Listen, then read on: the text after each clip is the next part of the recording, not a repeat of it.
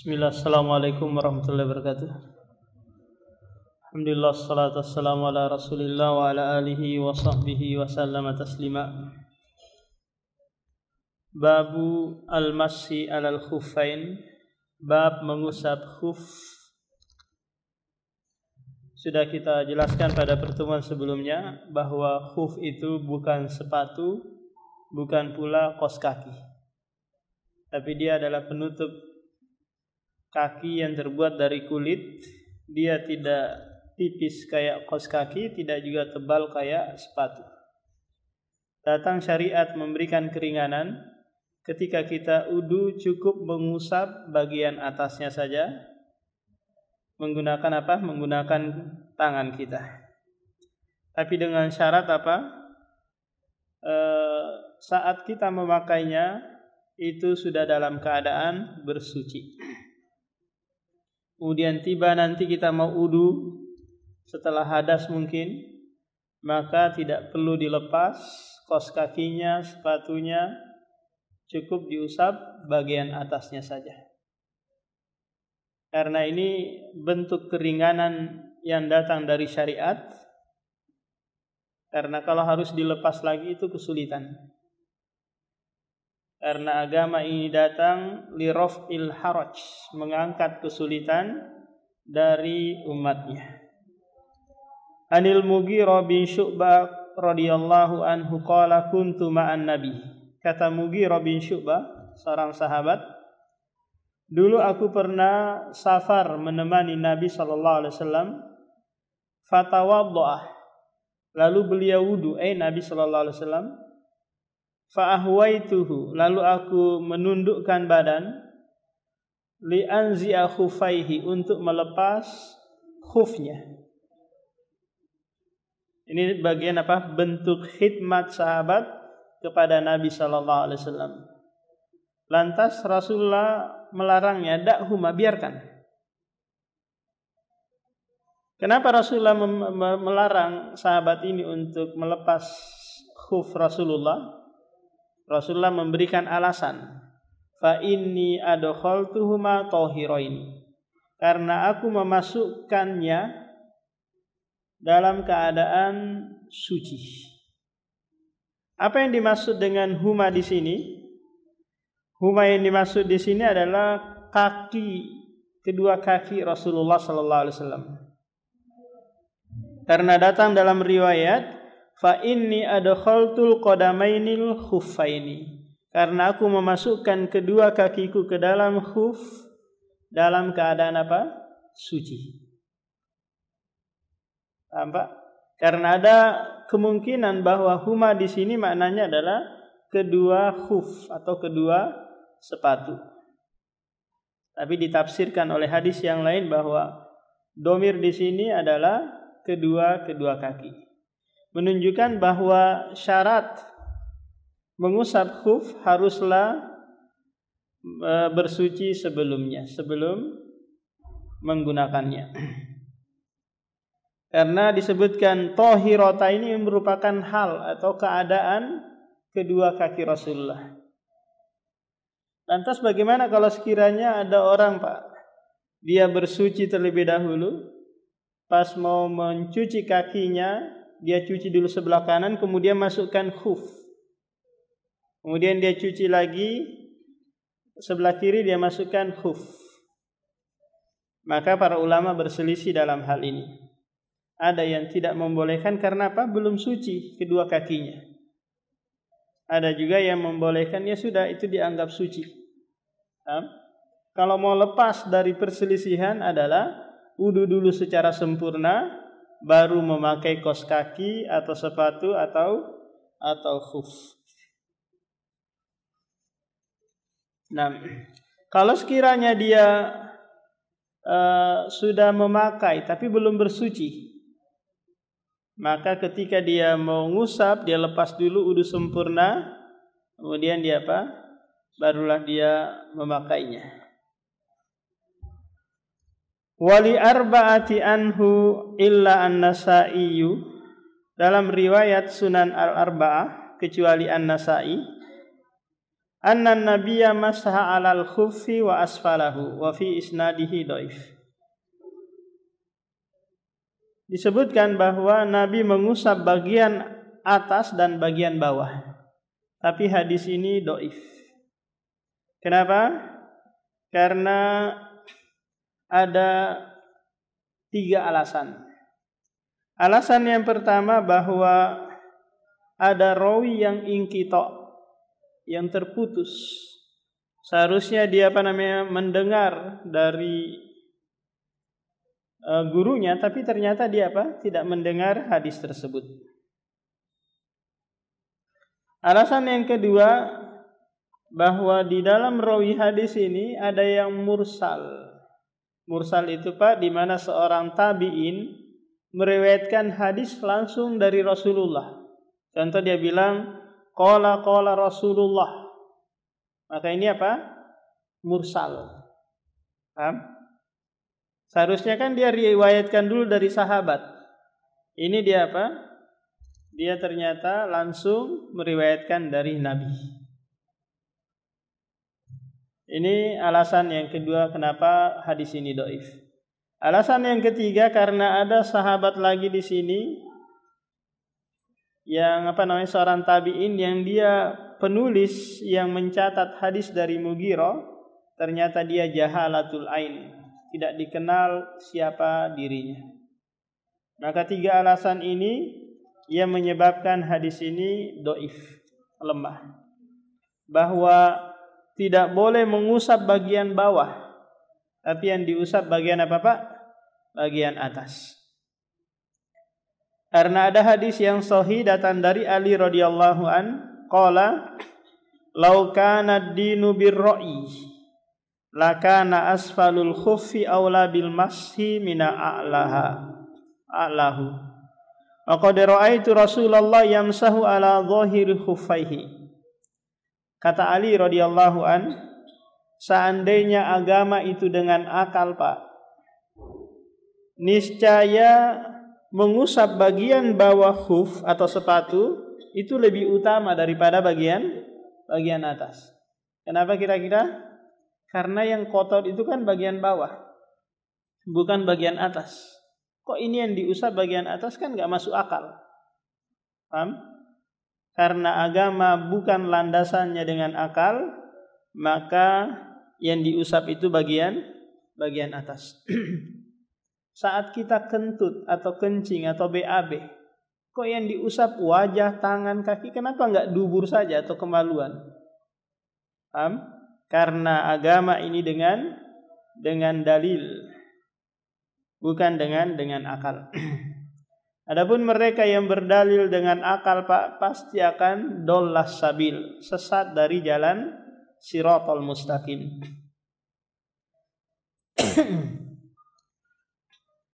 Wa qad ra'aitu, aku telah melihat Rasulullah mengusap khuf bagian bagian atasnya, kata Ali bin Abi Thalib.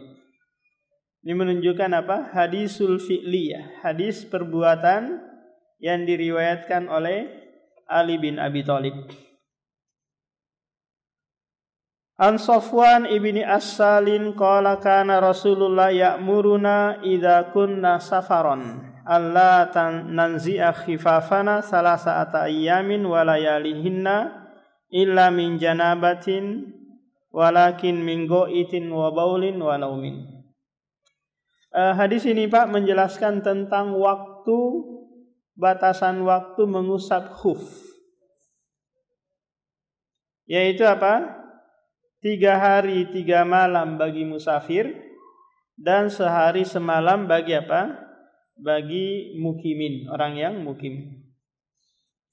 Lantas startnya dari mana nih? Dari mana waktu startnya? Maka kalau dari teks hadis, awal startnya itu Pak takala kita mengusap. Karena disebutkan dalam riwayat di bawah ini, yakni fil masyi alal khuffaini. Contoh gambarannya seperti ini, Pak.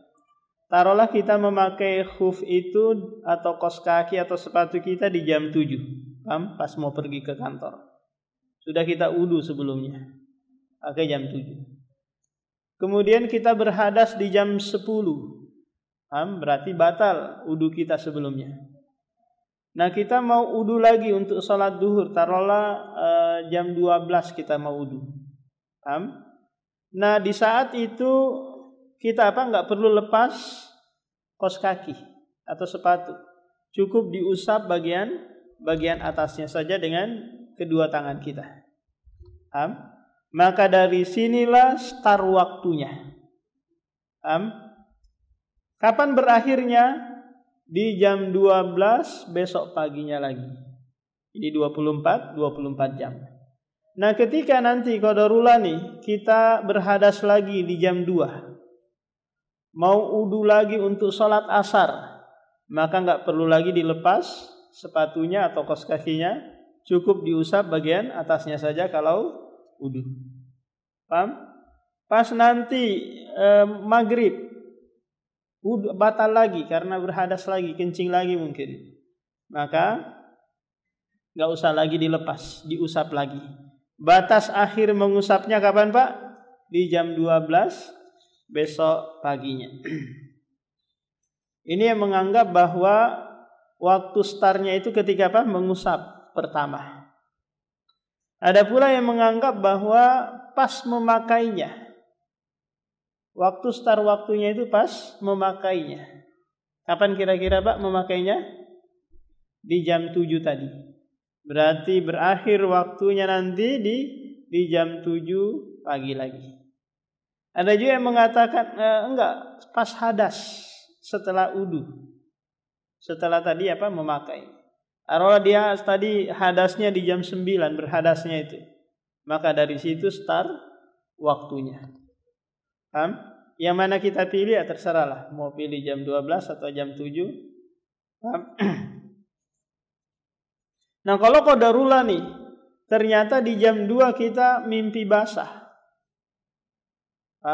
Berarti kita junub hadas besar. Maka dalam hal ini batal maskhufan kita. Kita harus lepas, kemudian mandi janabah, terus pasang lagi kembali. Nanti pengaturan waktunya lagi tergantung yang kita pilih tadi, Pak. Karena mengusap itu diperuntukkan untuk hadas kecil saja. Adapun hadas besar enggak boleh. Karena ini membatalkannya. Kalau tadi mukim itu berapa? 1 kali 24 jam. Kalau safar atau musafir itu 3 kali 24 jam. Kok enggak selama safar aja Ustaz? Enggak, ini batasan dari syariat. Kalau sekiranya mudahnya waktunya habis, ya sudah mulai dari awal lagi, dilepas lagi, kemudian wudu lagi, dipasang lagi.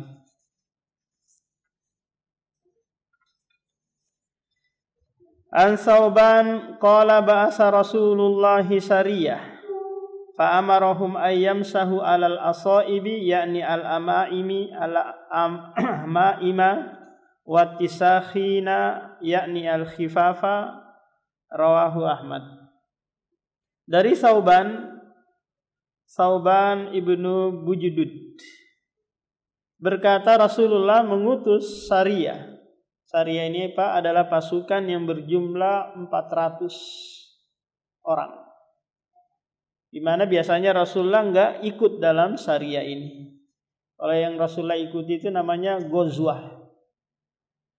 Pasti dipimpin langsung oleh Rasulullah. Tapi kalau sariyah diutus orang itu untuk memimpinnya. Lantas Rasulullah memerintahkan pasukan ini ayam sahu untuk mengusap di atas imamah mereka. Ketika apa Pak? Ketika wudu. Yaitu imamah yang mereka atau surban yang mereka pakai. Bagaimana dengan kolansua atau peci? Enggak. Ini hanya untuk imamah. Ada juga yang mensyaratkan di sana imamahnya itu harus terlilit. Harus diikat di kepala dan sulit untuk dilepas.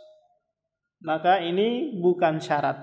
yang jelasnya Anda memakai imamah surban gitu, maka boleh mengusap bagian atas. Bagaimana cara mengusapnya enggak dijelaskan dalam syariat. Mengusap begini-gini kah atau terserahlah, pokoknya diisap. Pokoknya apa? Diusap. Berapa masanya boleh mengusap? Tidak ada juga ketentuannya seperti apa? Seperti khuf. Ada yang mengkiaskan kepada khuf, yaitu sehari semalam bagi mukim, 3 hari 3 malam bagi musafir. Tapi ini tidak ada dalilnya. Hanya apa Pak? Hanya kias, menyamakan dengan khuf. Yakni al-amaim ini bukan sabda Rasulullah. Tapi apa? Penafsiran dan penjelasan rawi hadis. Demikian juga apa? Mengusap khuf. Ini sudah berlalu penjelasannya. An Umar mauqufan wa an Anas marfu'an. Dari Umar mauquf. Apa maknanya mauquf ini? Mauquf itu adalah hadis yang sampai pada sahabat saja. Di mana ini ucapan sahabat, bukan ucapan Rasulullah. Kalau marfu adalah hadis yang sampai kepada Nabi, Nabi yang mengucapkannya. Baik secara lafaz maupun secara makna. Hadis yang diriwayatkan Umar dalam bab ini itu mauquf, dan hadis yang diriwayatkan Anas ini apa? Marfu. Di mana Rasulullah bersabda, "Idza tawadda ahadukum wa labisa khuffaihi falyamsa 'alaihima." Apabila salah seorang di antara kalian wudu sementara dia memakai khuf atau sepatu gitu atau kaos kaki, maka hendaklah mengusap di atasnya. Wal yusalli fihima, dan hendaklah pula salat menggunakan kedua khufnya. Wala yakhla'huma insya'a illa min janabah. Tidak boleh dia melepaskannya kecuali ada junub. Hadis-hadis yang kita lewati tentang khufa itu semuanya perintah, ada kata perintah di sana. Tapi perintah ini mengarah kepada mustahab. Lebih diutamakan untuk mengusap. Paham? Baik di saat mukim maupun di saat safar. Bukan kewajiban Pak, tapi apa? Lebih dianjurkan untuk mengusap. Tapi juga dibolehkan melepas. Kalau Bapak ragu-ragu, kayaknya enggak pas ini, enggak tenang hatiku. Paham? Kalau enggak basah kakiku nih, enggak basah mata kakiku, ya udah dilepas. Karena ini hukumnya apa? Boleh-boleh saja. Kalau mau dipakai alhamdulillah, kalau enggak ada masalah. Dan sholatlah menggunakan khuf kalian, sepatu kalian, sendal kalian. Ini kalau apa? Kalau masjid tersebut berlantaikan tanah gitu ya. Bukan kayak kita ini keramik, di atas keramik ada karpet lagi. Bahkan karpetnya itu kalau diinjak, masya Allah bisa tenggelam mata kaki. Maka kalau ada orang masuk sholat pakai sepatu, pakai sendal, maka ini bisa mengotori masjid. Jadi memang Rasulullah sholat menggunakan sendal. Kenapa Pak? Karena masjid Rasulullah itu enggak ada karpetnya, enggak ada keramiknya, tanah. Paham? Tanah. Berlantaikan tanah Pak. Kenapa Rasulullah seperti ini masjidnya? Karena mengingatkan sahabat itu tentang apa? Tentang akhirat. Kalau masjidnya dihiasi, dikasih perhiasan yang begitu mewah, maka ini akan bayangannya dunia saja terus kan? Nah, itu pendidikan Rasulullah kepada sahabatnya. Lantas enggak boleh kau Ustaz? Apa enggak boleh masjid mewah-mewah? Boleh saja. Paham? Karena nanti ditakutkan apa? Masjid lebih diremehkan, direndahkan dibandingkan apa? Rumah-rumah yang ada. Coba lihat. Rumah yang ada kan kadang apa? Lebih mewah daripada masjid. Maka jangan sampai apa? masjid diremehkan, direndahkan dibandingkan rumah-rumah yang ada.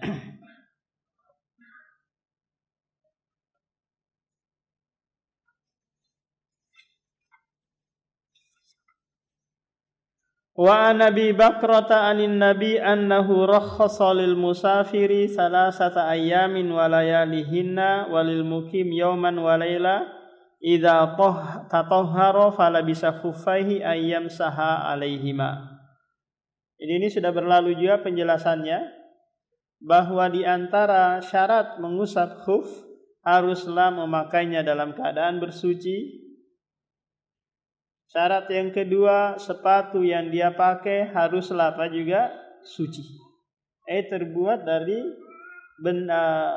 zat yang suci. Syarat yang ketiga, waktunya masih ada. Syarat yang keempat, digunakan untuk hadas kecil, bukan hadas besar. Ini 4 syarat, Pak, jika Anda mau mengusap khuf, kaos kaki atau sepatu. An Ubay bin Imarata annahu qala ya Rasulullah amsahu alal khuffaini qala na'am qala yawman qala na'am qala wa yawman qala na'am qala wa salasa qala na'am wa ma syi'ta akhrajahu Abu Daud wa laysa biqawi. Hadis ini menjelaskan bahwa tidak ada batasan waktu untuk mengusap apa? Mengusap khuf. Tapi hadis ini lemah. Karena ada seorang rawi yang tidak kuat dalam meriwayatkan hadis ini.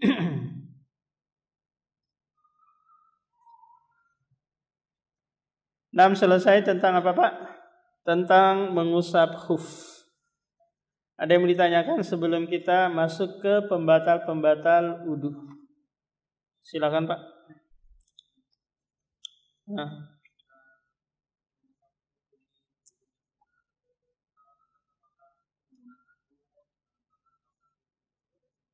Enggak. Itu perkara mubah. Memakai sendal, memakai sepatu itu perkara yang mubah, tidak punya pahala, tidak punya dosa juga, kecuali dia niatkan nanti untuk ibadah. Paham?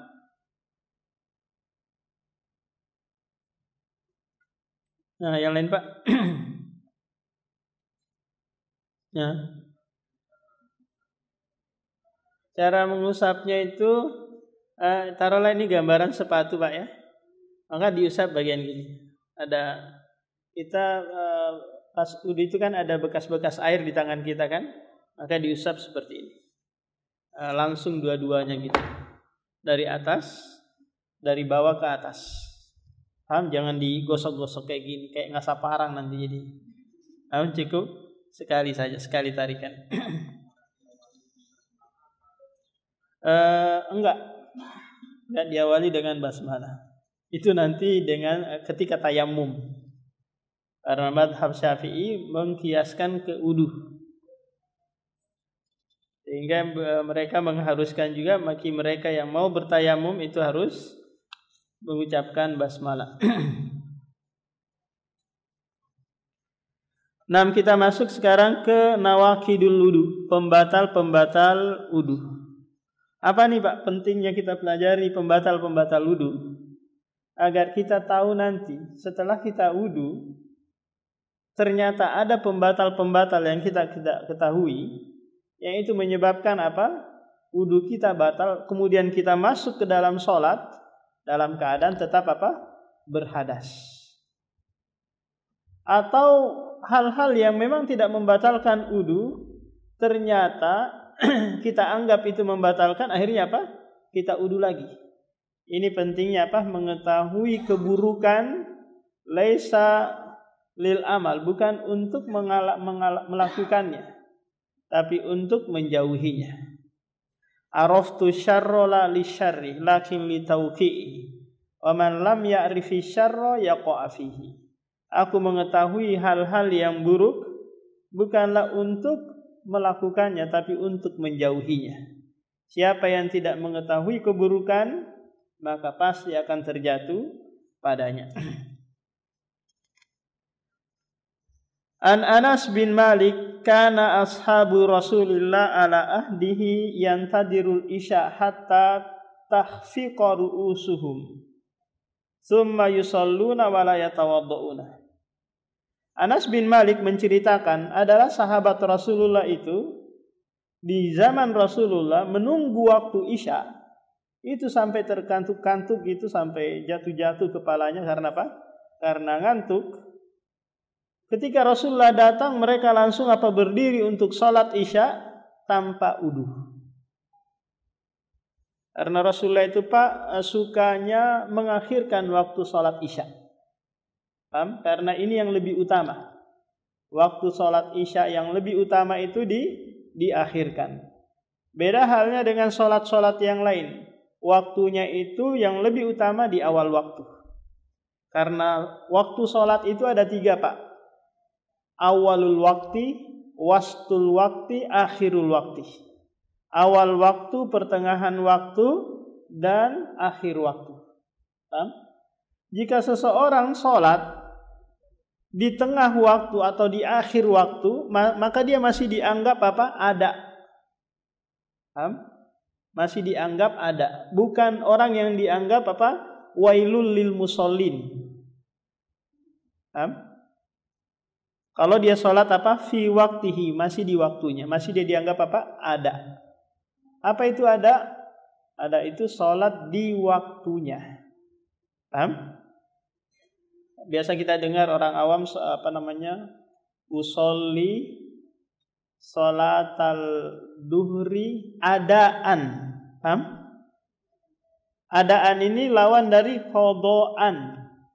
Kalau qodo itu sholat di luar waktunya. Jadi kalau duhur dia sholat di jam 2 atau di jam 2 lewat atau di jam 3, masih sholat di waktunya. Paham? Tapi kalau dia sholat di luar waktu, masuk waktu asar, maka dia terhitung wailul lil musallin. Kecuali ada uzur yang mengharuskan dia qada. Salat di luar waktu. Jadi Rasulullah sukanya mengakhirkan waktu isya sampai kata Umar, manusia sudah tidur, anak-anak sudah tidur, perempuan sudah tidur, kok belum salat isya ini? Maka keluar Rasulullah mengatakan, laula an nasyqa ala ummati lamartum bis salati fi hadisa. Seandainya tidak memberatkan umatku, niscaya aku perintahkan mereka sholat isya di akhir-akhir waktu. Apa pelajaran dari hadis ini, Pak, tentang nawaqidul wudu? Pelajarannya bahwa tidur setengah tidur ayam itu tidak membatalkan wudu. Paham? Biasanya ini banyak terjadi pas khotib berkhotbah Jumat ini. Pas khotibnya belum naik, sibuk main HP. Pas khotibnya naik, selesai, langsung waktu tidur menjelang. Nah, kapan bangunnya, Pak? Ketika qomat. Allahu Akbar, langsung langsung bangun. Maka tidur yang seperti ini enggak perlu wudu lagi. Paham? Ini tidur ayam. Begitu ada mendengar suara langsung teringat. Bagaimana dengan tidur nyenyak, ngorok gitu, digoyang-goyang pun enggak bergerak, enggak bangun. Maka ini terjadi perselisihan di antara para ulama. Apakah ini membatalkan atau tidak? Yang lebih kuat bahwa tidur nyenyak itu madhonnatu naqidul wudu. Ada dugaan, Pak. Masih ada dugaan membatalkan wudu. Kenapa? Karena nanti ada hadis yang menyebutkan bahwa orang yang tidur itu klepnya itu tidak terkontrol lagi. Klep di zakarnya dan di duburnya itu tidak terkontrol. Maka ada dugaan keluar ada sesuatu yang keluar yang dia tidak rasa. Paham? Tapi kalau ada sini kamu dekat aku mau tidur dulu, kalau sekiranya nanti aku kentut atau apa gitu kabarin ya. Paham? Kalau dia buat ini Pak, apa namanya? Nah, kalau ada kentut dia keluar, barulah dia batal wudunya. Kalau enggak, maka tidurnya dia tidak membatalkan wudu. Paham? Jadi masih apa? Masih madzhannah, masih ada dugaan. Kalau jelas dugaan itu, barulah dia apa? Wudu kembali. Jadi yang terjadi pas khutbah Jumat itu Pak, itu tidurnya biasa ya, enggak terlalu nyenyak ya. Ada juga kira-kira Pak Wahyu sampai digoyang-goyang enggak juga. Nah, gimana hukumnya orang yang tidur pas khutbah Jumat ini Pak? Apa kira-kira hukumnya? Dilihat kalau sekiranya khotibnya ini memang kerjanya politik, ceritain Jokowi, kezaliman Jokowi saja, maka lebih baik tidur dalam hal ini. Darul mafasid, menolak kerusakan lebih diutamakan. Ada juga khotib-khotib yang ceritanya apa? Politik saja dari awal hingga akhir politik. Menceritakan 10 tahun Jokowi. Masa silam Jokowi. Maka dalam hal ini lebih baik tidur daripada apa? Mendengarkan. Nah, kalau sekiranya yang disampaikan ayat hadis banyak manfaatnya, maka wajib mendengarkan. Kalau dia berusaha sudah Pak untuk mendengarkan, tapi qadarullah nih ketiduran, maka ini apa? Di luar kemampuan dia. Paham? Di luar kemampuan dia, tidak ada dosa baginya. Karena orang yang tidur itu tidak ada rufi'atil qalam.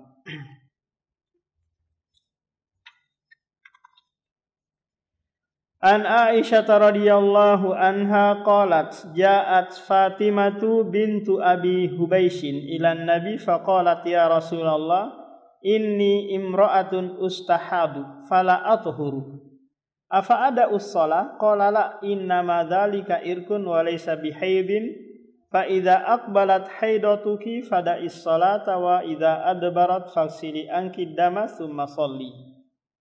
Walil Bukhari summa tawadda'i li kulli salatin wa asyara Muslim ila annahu hadzafahu amdan.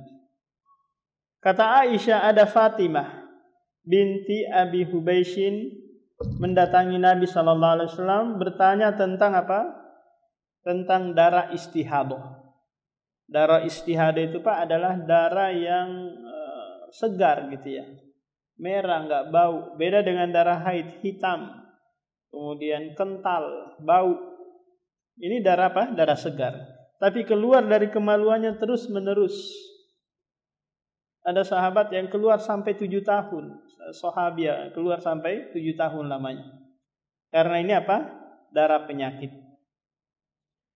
Tapi sahabiah ini, sahabat wanita ini menganggap bahwa dirinya tidak suci. Fala atuhur. Ini kesalah pemahaman dia.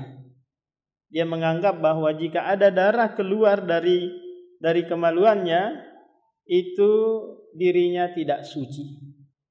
Dirinya tidak suci maksudnya apa? Tidak ada kewajiban sholat dan puasa. Ini maknanya Pak. Afa ada us-shalah, apakah aku boleh meninggalkan sholat? Maka kata Rasulullah enggak boleh. Darah istihadah beda dengan darah haid. Kalau darah haid mengharuskan wanita itu tidak boleh sholat. Kalau darah istihadah tetap harus apa? Harus sholat. Walaysa bihaidin, dan ini bukan darah haid. Fa idza aqbalati haidatuki fada'is shalah. Jika waktu haidmu tiba, maka tinggalkanlah salat. Dan apabila waktu haidmu selesai, mandilah, cucilah darah, mandi, kemudian salatlah. Apa pelajaran yang bisa diambil dari hadis ini Pak? Bahwa darah istihadah itu membatalkan wudu. Paham? membatalkan wudu. Paham? Membatalkan wudu. Demikian juga darah haid, darah nifas, membatalkan wudu. Cuma bedanya apa? Kalau darah istihadah tetap harus sholat. Kalau darah haid tidak boleh apa? Tidak boleh sholat. Sekarang dia keluar darah istihadah, Pak, wanita ini. Terus dia wudu. Di tengah jalan mau sholat, dia keluar lagi. Maka ya sudah, tetap dia tetap dia lanjutkan. Paham? Karena ini adalah keringanan yang datang dari syariat. Sama halnya dengan apa? Dengan laki-laki yang sulusul baul. Dia pisan terus, kencing terus. Nggak bisa nahan. Berapa menit gitu nggak bisa. Baru keluar kencing, mau masuk lagi, mau keluar lagi. Maka dia tetap sholat meskipun dalam keadaan apa? Mengeluarkan air kencing. Gimana Ustaz? Ya pakai pembalut kah atau pakai apa gitu untuk menahan darah haid dan menahan kencing tadi. Nah, itu bedanya antara apa, Pak? Antara darah istihadah dengan darah haid. Ini terkhusus bagi apa? Bagi kaum wanita.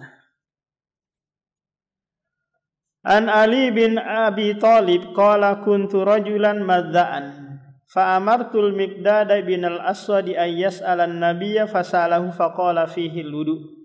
Muttafaqun alaih. Kata Ali bin Abi Thalib, aku adalah pemuda yang sering keluar madhinya. Sering keluar madhi itu, Pak, menunjukkan laki-laki ini syahwaniyun. Dia sedikit-sedikit apa? Memuncak syahwatnya.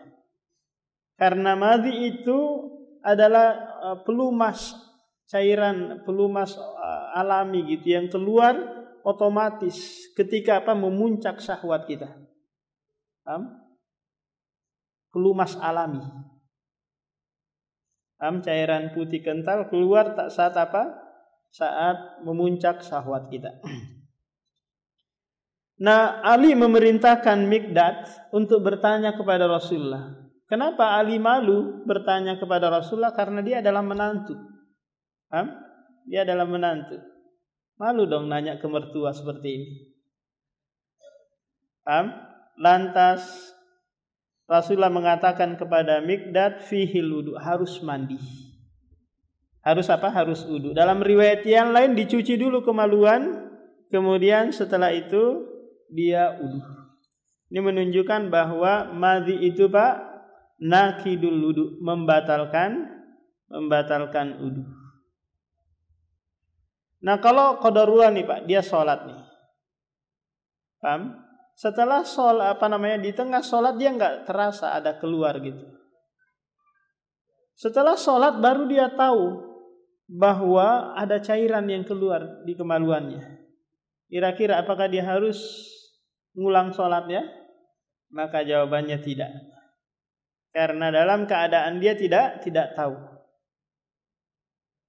Kalau sekiranya di tengah jalan atau pas mau salam, baru dia, astagfirullah, ada yang terasa nih keluar. Ada cairan keluar ini. Kalau dia tetap lanjut, maka sholatnya dianggap batal. Dia harus apa?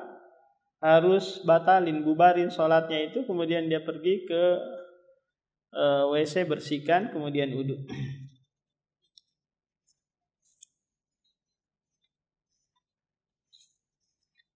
Sudah masuk waktu. Nah, jadi yang keluar dari kemaluan laki-laki atau perempuan ada madhi, ada mani, ada wadi. Kalau madhi sama wadi sama madi semuanya ini apa? Membatalkan wudu. Ketiga-tiganya membatalkan wudu. Ada 4 ya. Madhi, wadi, mani, sama baul, kencing. Keempat-empatnya ini apa, Pak? Membatalkan wudu. Cuma ada yang najis, ada yang tidak najis. Demikian, subhanakallah bihamdik, asyhadu an la ilaha illa anta astaghfiruka wa atubu ilaik. Assalamualaikum warahmatullahi wabarakatuh.